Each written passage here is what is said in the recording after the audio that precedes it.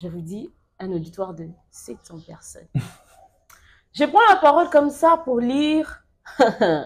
Déjà, quand on me dit, madame, c'est vous, le temps que notre CP vient avec le micro là.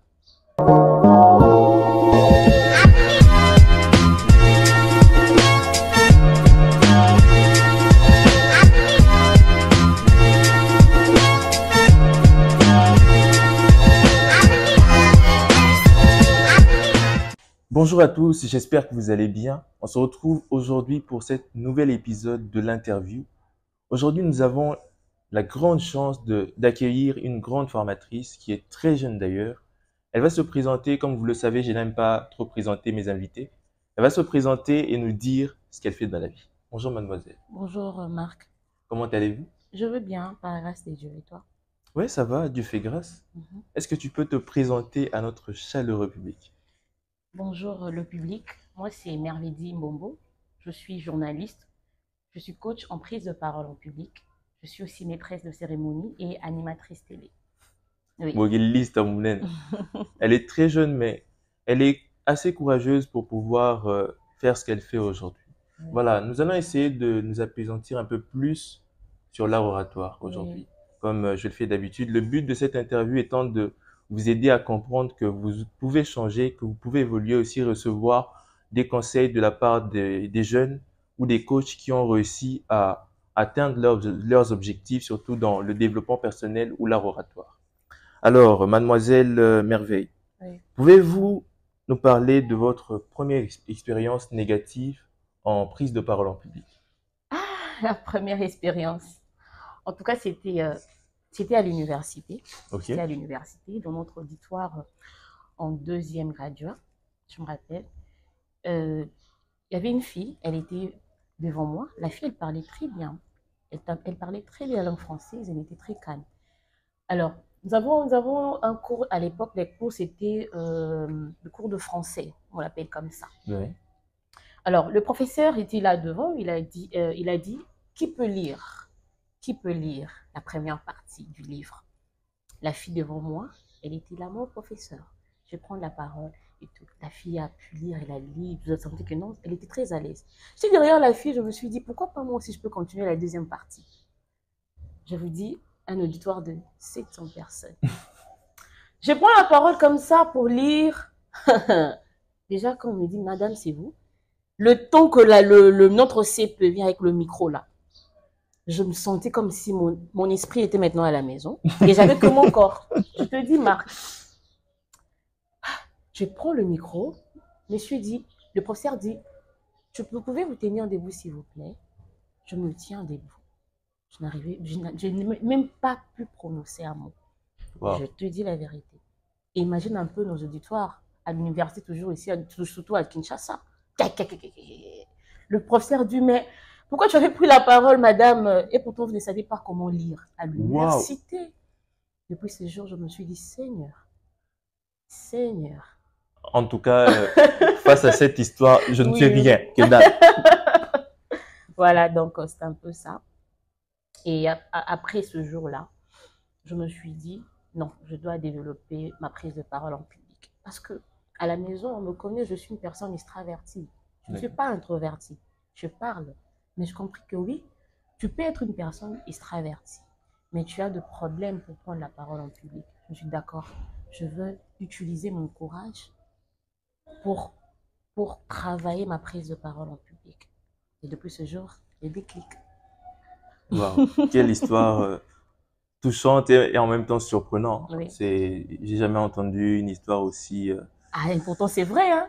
Aussi frappante. Oui. Franchement, c'est incroyable. Beaucoup de gens, quand ils vivent des situations comme ça, après ils se disent je ne vais plus prendre la parole en public, mais toi tu as eu à prendre cette motivation et te dire que tu dois travailler sur toi. Oui. Bon, voilà. À part cette expérience négative, oui. Quelle est la prise de parole en public qui t'a le plus impacté, genre touché? C'était les jours de la défense. D'accord. À l'université toujours. J'avais un sujet là très pertinent, je parlais de l'influence de films d'horreur sur les enfants de 5 à 10 ans. Cas du film Chucky. Tu connais les films Chucky? Ah ben quel sujet? Donc c'était ça le sujet. En tout cas, je te dis, ah, je me suis préparée pour ce sujet-là. Et je me disais en moi, en deuxième graduat, je n'ai pas pu prendre la parole. Mais le jour de la défense, quand je vais défendre devant les jurés, en tout cas, je vais parler avec mon cœur. Ah, le jour de la défense, je te dis, c'est là seulement j'ai compris. J'avais pris la possession de la salle. J'ai défendu. J'ai tellement défendu mon travail de fin de cycle avec mon cœur.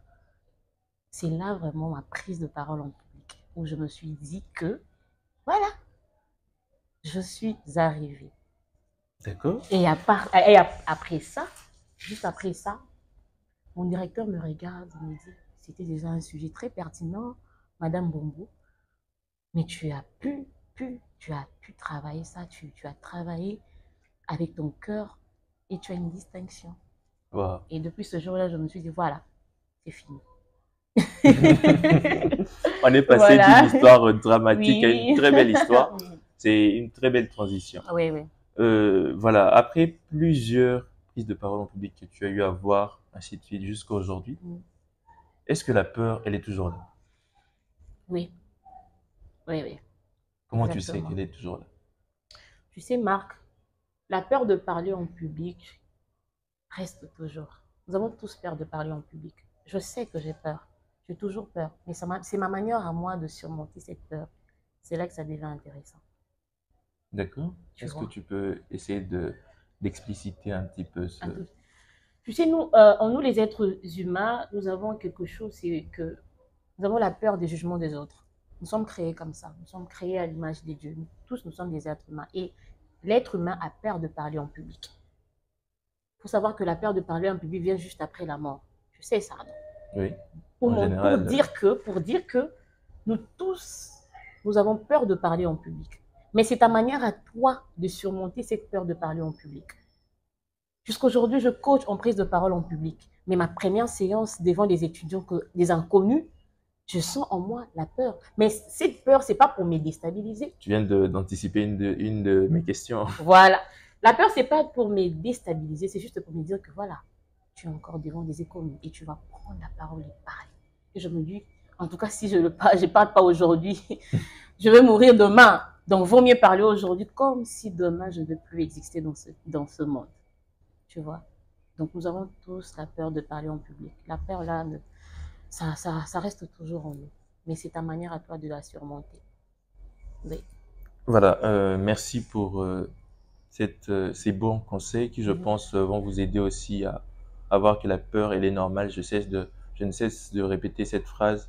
La peur de parler en public, elle est tout à fait normale. Oui. Il est temps de le retenir, s'il vous plaît. Voilà, merci pour ces bons conseils. Merveille, est-ce que tu peux nous dire comment tu fais pour gérer ton stress avant les prises de parole en public, avant de prendre la parole? Quelle méthode, quelle technique tu utilises pour gérer ce stress? La technique que j'utilise souvent, c'est celle de... en fait, je ne dirais pas que c'est une technique, mais je booste juste ma confiance en soi. En vrai, c'est ça. Oui, je booste toujours ma confiance en soi. Je me dis, mais on me dit, tu as eu à souffrir de la glossophobie. Et aujourd'hui, tu dois encore prendre la parole en public. Tu dois parler devant les gens. Est-ce que si tu bégayes, si tu te sens mal, ça va t'aider? Non. Vaut mieux affronter la chose. Parce que quand tu vas bien parler là, à la fin, tu auras des acclamations. Et c'est ça qui me motive. À l'intérieur de moi, je cherche des phrases positives en fait. Tu es capable, tu peux faire cela, tu as confiance en toi, tu es une belle créature et tu as la voix pour ça. En tout cas, c'est ça. Moi, c'est ce que j'utilise. Hein. J'ai été touché par ces mots qui ont transpercé mon cœur. Oh là là. Oui. Merveille, aujourd'hui tu es coach en art oratoire. Ça fait, je pense, presque une année, Une non? année, ça fait une année. Voilà. Tu as eu ce courage d'ouvrir ton école et aujourd'hui d'aider les gens à changer leur vie. C'est une mission noble. Mais comment tu as fait pour trouver cette passion? Comment tu t'es dit, bon voilà, là je dois aider ces gens qui ont peur de parler en public? Oui. Tu sais, déjà, au début, je me suis présentée comme journaliste aussi. Je suis Oui. journaliste. Voilà. une très grande Déjà, journaliste, hein. Je pense que vous avez eu à voir une de mes vidéos, elle était là aussi. oui, voilà. À l'époque, quand j'étais petite, j'avais cette habitude de beaucoup parler. Maman me dit souvent que, en tout cas, yo sozo lo balelo, je peux m'adresser en lingala, c'est que c'était déjà depuis toute petite, tu te parlais comme ça. Je parlais, j'aime parler, ça me fait du bien. Vous voyez un peu. Et petit à petit, j'aime la parole, j'aime parler. Je suis journaliste, je me suis formée en journalisme. Et j'ai remarqué aussi que dans mon pays, la population congolaise, je vois que nous souffrons beaucoup de la glossophobie, nous souffrons beaucoup de la peur de parler en public. Pourquoi? Quand je pars sur le terrain, en fait, je descends sur le terrain tout simplement, Oui, oui. et que je pars interviewer d'autres personnes par rapport à un sujet quelconque. Vous voyez un peu, Mhm. vous êtes habitant de la commune de Kalamou, qu'est-ce que vous constatez et tout? Vous sentez que la personne est en train de fuir la caméra. C'est pas que non, la personne a peur de la caméra, c'est pas ça. C'est que la personne a peur de parler. Vous comprenez? C'est déjà un problème. Et j'avais remarqué aussi que dans mon auditoire, j'ai remarqué des étudiants très intelligents. C'est pas qu'il est moins intelligent, un étudiant très intelligent, Oui. mais il n'arrivait pas à prendre la parole en public. Il préfère, en fait, je peux rester comme ça, calme, écrire la réponse, mais je ne peux pas prendre la parole en public. C'est là que j'ai compris que voilà, il y a un problème. Il y a un problème de la prise de parole en public. Je me suis dit, pourquoi pas je ne peux pas aider ma jeunesse? Pourquoi pas je ne peux pas aider le jeune comme moi? Et depuis ce jour, j'ai travaillé ma prise de parole en public en suivant des formations et tout. Et par la grâce de Dieu, il m'a fait grâce. Il m'a montré une vision. Si on peut parler du niveau Il n'y a pas spirituel. de souci. En tout cas, la dimension Voilà. spirituelle est la base de Oui, la vision du développement personnel. oui. Et une vision où il me montrait clairement que je suis devant une foule en train de parler. Et je me disais, ah, la foule en question, c'est quoi? Parce que je chante aussi. Je me dis, la foule, je suis en train de chanter, de parler du journalisme, comment? J'ai compris pourquoi pas, c'est la prise de parole en public. Donc, je suis une oratrice. Et je me suis dit ce jour-là, voilà, le centre va s'appeler Parle. Parle, oui, parle tout simplement, parce qu'on voit là le parler. Parle. En tout cas, Marque, Mikoloto, c'est compliqué. parle. Mot à mot. J'ai pas vos noms comme ça, orateur comme ça, non. Parle. C'est bon. Waouh.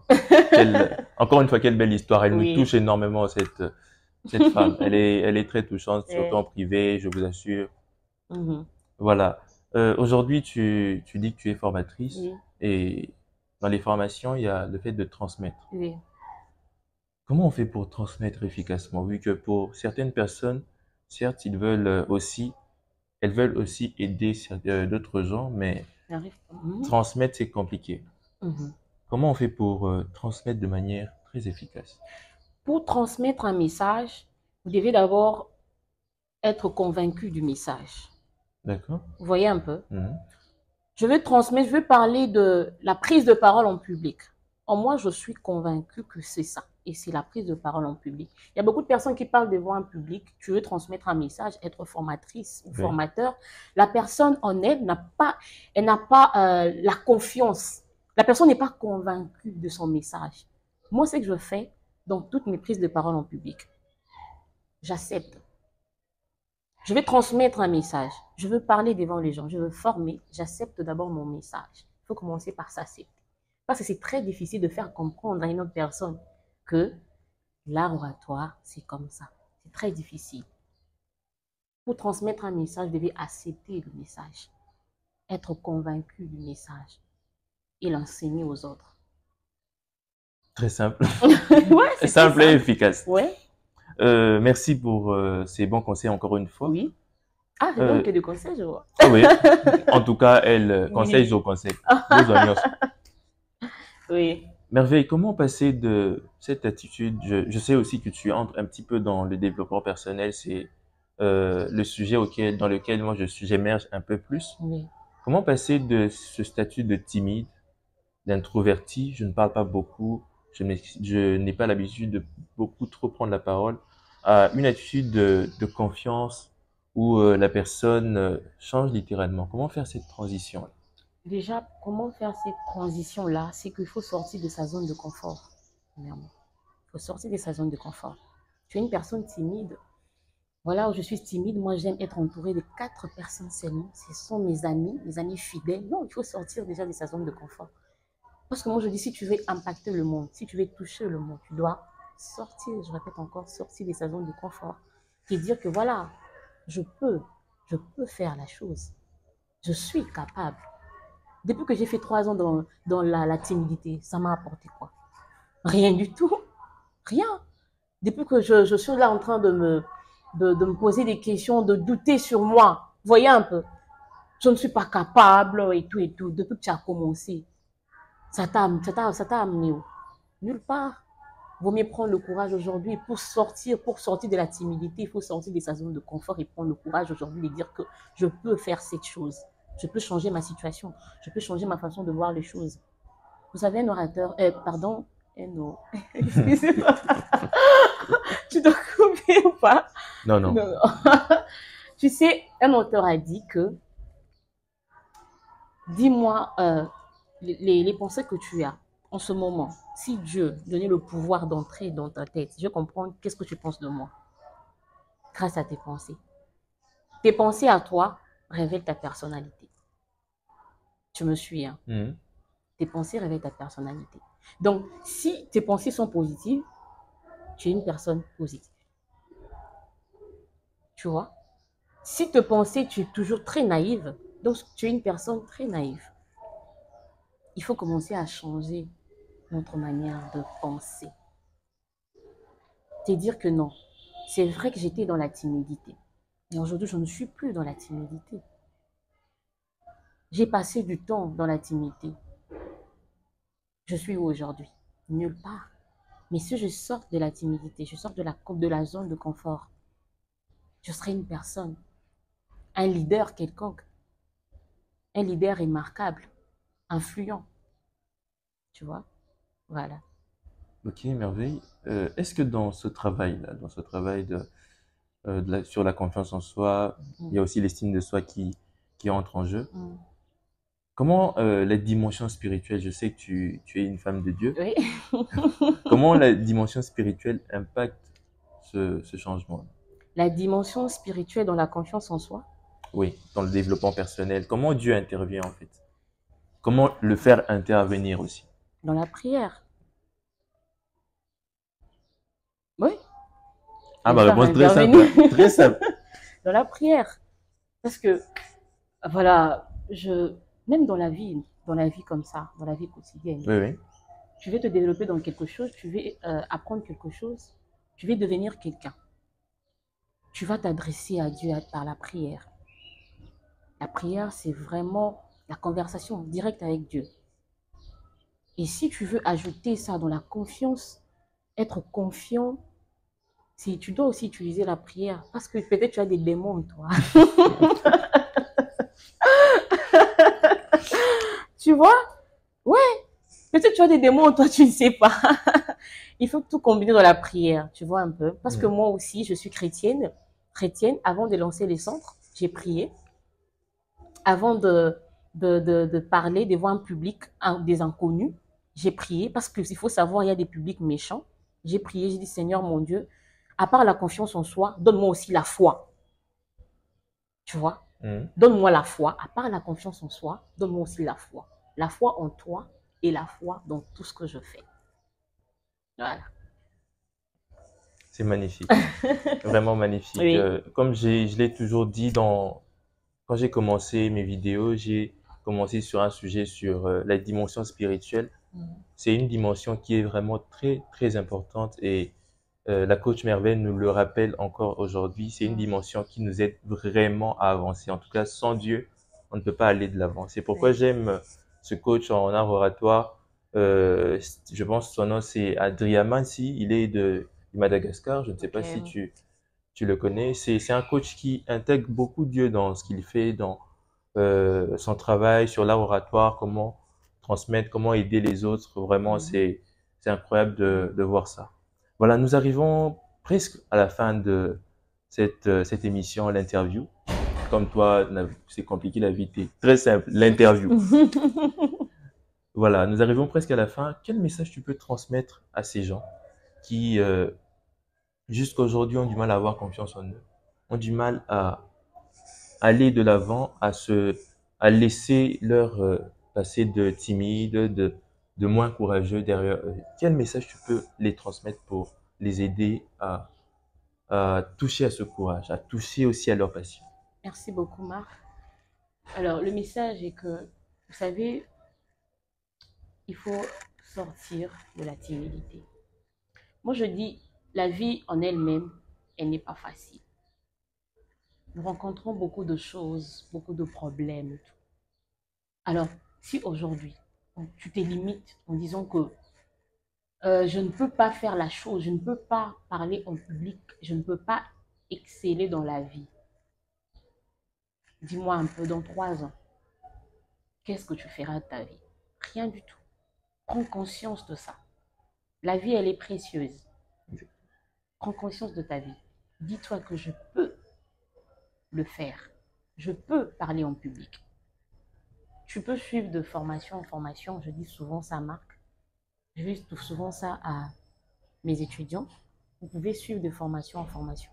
Mais quand on vous dit toujours, vous avez des doutes que je ne peux pas, ça va rester comme ça. Hein. Il faut se auto-persuader. Voilà. C'est très important. Voilà. Il faut s'auto-persuader. C'est très, très important. C'est dire toujours que je suis créé à l'image des dieux. Je suis créé à sa ressemblance. Je peux faire la chose, même si c'est compliqué. Ne dis pas que non. Aujourd'hui, j'ai connu des échecs et je me limite seulement dans des échecs. Non. Aujourd'hui, tu peux connaître des échecs et demain, t'en sortir. C'est comme ça la vie. C'est comme ça. Même si vous parlez aux grands orateurs, ils vous diront quoi? Que mes débuts c'était difficile. Il ne vous dira pas que mes débuts, c'était facile. Non. Parlez aux entrepreneurs. Déjà, l'entrepreneuriat, quand je parle de l'entrepreneuriat, c'est encore très difficile. Mais il faut voir, aujourd'hui, les entrepreneurs, même nos politiciens, parler aux musiciens. Le début a toujours été difficile. Mais il faut travailler. Ne perdez pas votre confiance en soi. Ne perdez pas la confiance en vous. Dites-vous que vous êtes capable. Je peux faire. Je dis toujours cette phrase. Je peux faire la chose. C'est pas difficile pour moi. Vaut mieux mourir. Mais je veux faire cette chose-là. Alors, si tu me suis, prends confiance en toi. Ne te limite pas. Ne limite pas tes rêves. En tout cas, ne limite pas tes rêves. Tu es une personne spéciale. Tu es rempli de beaucoup de capacités. Des capacités énormes. Donc, prends confiance en toi. De maintenant, dès aujourd'hui. Merci. Waouh, quelle belle motivation. Voilà, nous arrivons à la fin de cette émission, l'interview. J'étais heureux, Oui. on est tous heureux de t'avoir accueilli dans notre si belle émission. J'espère qu'on va se retrouver prochainement pour parler d'autres sujets. Oui, oui. Moi, je suis très heureuse d'échanger avec toi, Marc, un jeune très intelligent. Ah, merci beaucoup. Oui. Voilà, on se retrouve prochainement. Que Dieu vous bénisse.